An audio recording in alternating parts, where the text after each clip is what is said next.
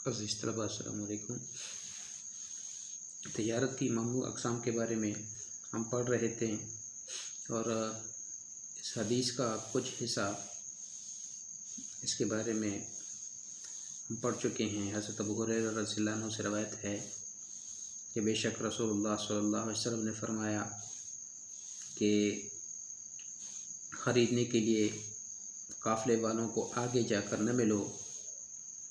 تم میں سے کوئی کسی دوسرے کو بے پر بے نہ کرے اور نہ قیمت بڑھانے کے لیے بولی دو، اور شہری اور دیہاتی کے لیے فروخت نہ کرے، شہری دیہاتی کے لیے فروخت نہ کرے،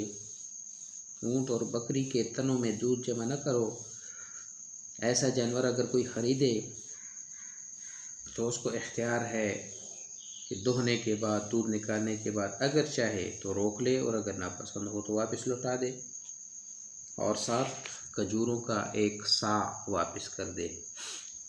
سا یہ وزن کا پیمانہ ہے، تقریباً 2 کلو کے برابر ہے، تو 2 کلو کے قریب کھجوریں جو ہیں وہ اس کو واپس کرے۔ تو حضور نبی کریم صلی اللہ علیہ وسلم نے اس حدیث پاک میں تجارت کی ممنوع اقسام کا ذکر کیا ہے۔ وہ یہ ہیں کہ مال تجارت لانے والے قافلے سے آگے جا کر ملنا تاکہ مال کو بازار کے بھاؤ سے کم قیمت پر خریدا جا سکے، تو اس چیز سے آپ صلی اللہ علیہ وسلم نے منع فرمایا ہے۔ دوسری چیز کہ کسی کی بے پر بے نہ کرو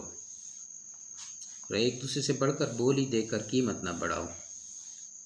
اور شہری آدمی دیہاتی آدمی کے لیے بے نہ کرے، اور گاہک کو دھوکہ دینے کے لیے اونٹ اور بکری کے تنوں میں دودھ جمع نہ کرو۔ اگر ایسا جانور خریدے تو اسے اختیار ہے کہ دہنے کے بعد، دودھ نکالنے کے بعد اگر پسند ہو تو رکھ لے اور اگر ناپسند ہو تو واپس کر دے، اور ساتھ ایک سا کھجور کا دودھ کا معاوضہ دے دے۔ تو لات رکبان سے مراد وہ لوگ ہیں جو سامان تجارت اونٹوں پر لاد کر شہر لاتے ہیں۔ تو لات رکبان اس کے بارے میں ہم پڑھ چکے ہیں کہ تاجر جو مال باہر سے لائے تو اس کے شہر میں پہنچنے سے پہلے باہر جا کر خرید لینا یہ ممنوع ہے۔ یہ اس وقت صورت میں جب شہر میں غلے کی قلت ہو اور اہل شہر کو اس کی سخت ضرورت ہو، اور اس میں یہ بھی ہے کہ غلہ لانے والے تاجر کو شہر کا نرخ غلط بتلا کر خریدے۔ مثلا یہ کہے شہر میں تو وافر مقدار میں غلہ موجود ہے، نرخ بہت گر گیا ہے، تو میں تمہیں مناسب دام اور معقول قیمت دے رہا ہوں، تم شہر جا کر فروخت کرو گے تو یہ دام نہیں ملے گی، وغیرہ وغیرہ۔ اس طرح کا جھوٹ بول کر اسے خریدنا یہ بھی ممنوع ہے۔ اور پھر تجارت پر تجارت، حضور صلی اللہ علیہ وسلم کے زمانے میں جب تجارتی قافلہ شہر میں داخل ہوتا تو بعض لوگ قافلے سے آگے بڑھ کر سستے داموں مال خرید لیتے، تو لوگوں کو چونکہ اصل نرخ معلوم نہیں ہوتا تھا، اس لیے وہ ان دھوکہ بازوں کے ہاتھوں کم قیمت پر اپنا مال فروخت کر دیتے۔ بعد میں جب قافلہ آتا تو انہیں اصل نرخ معلوم کر کے اپنے لٹنے کا احساس ہوتا۔ حضور صلی اللہ علیہ وسلم نے فرمایا اگر ایسی صورت واقع ہو تو اب صاحب مال کو یہ حق پہنچتا ہے کہ اس سودے کو، اس بے کو فسخ کر کے مال واپس لے لے۔ اس طرح ہیر پیر کا یہ ایک طریقہ آپ صلی اللہ علیہ وسلم نے اس کی ممانعت فرمائی، اور ایک ہی بے پر بے یہ بھی ممانعت ہے۔ حضور نبی کریم صلی اللہ علیہ وسلم نے فرمایا ایک مسلمان دوسرے مسلمان کی بے پر بے نہ کرے۔ اس کی صورت یہ ہے کہ بائع اور مشتری کے درمیان کسی چیز کے دام طے ہو گئے ہوں اور صرف ایجاب و قبول یا مبیع کو قبضے میں کر کے دام یا قیمت دینا باقی رہ گیا ہو، اسی دوران دوسرا شخص اسی چیز کے دام بڑھا کر اس سے لینا چاہے تو خریدار کو بھی منع کیا گیا ہے کہ تم نے اب سودا نہیں کرنا ہے، اور دکاندار جو ہے یا بیچنے والا ہے اس سے بھی یہ چیز جو ہے نا اس کے لیے بھی ممنوع ہے کہ وہ جب ایک چیز کا سودا ایک بندے کے ساتھ طے کر چکا ہے اسی سودے کو دوسرے بندے پہ فروخت کرے۔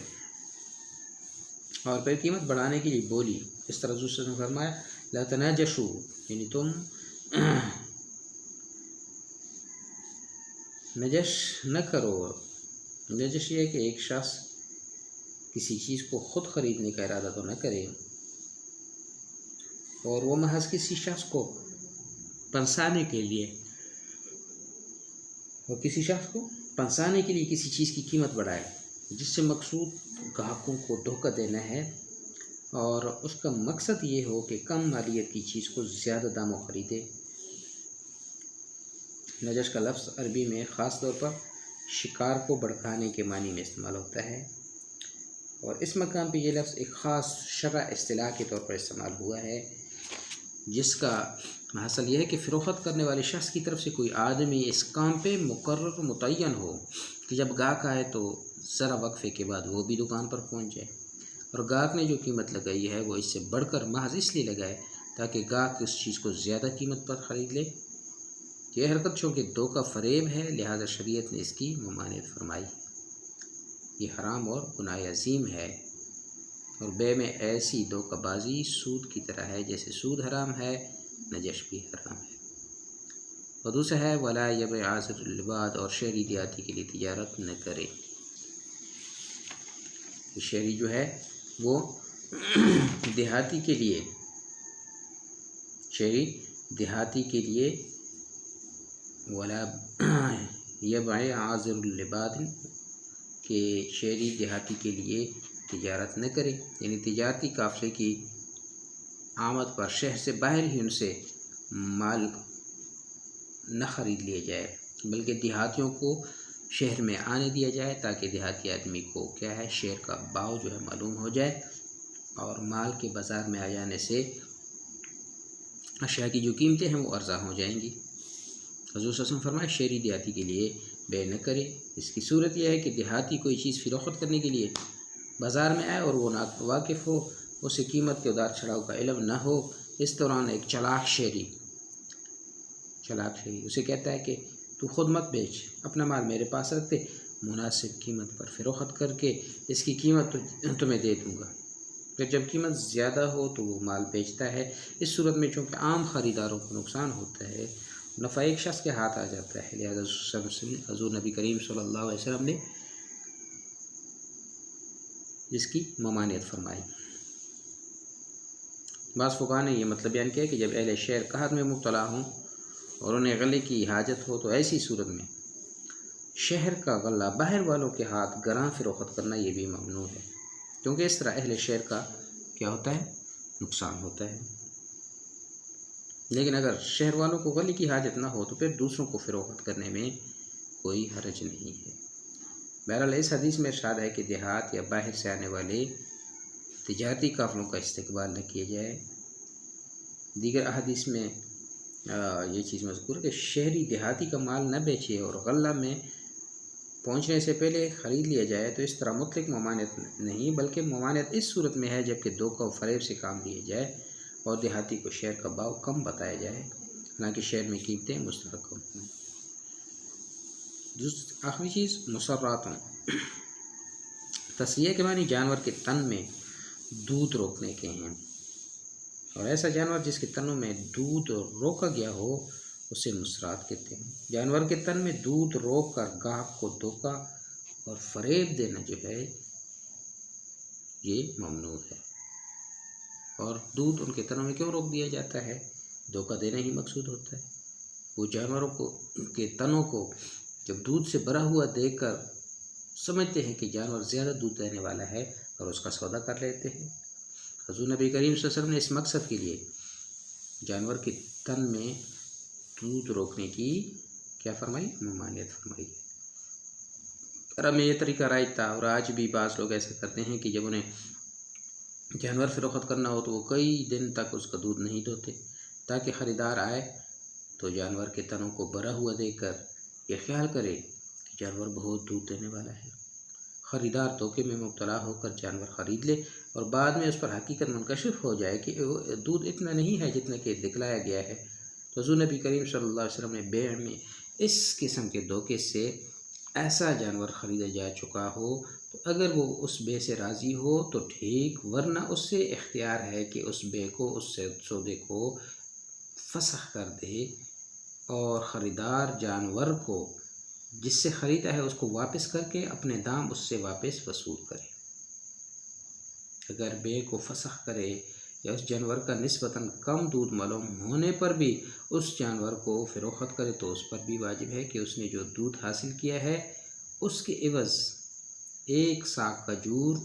اس بھائی کو دے یا استعمال شدہ دودھ کے برابر قیمت ادا کرے۔ تو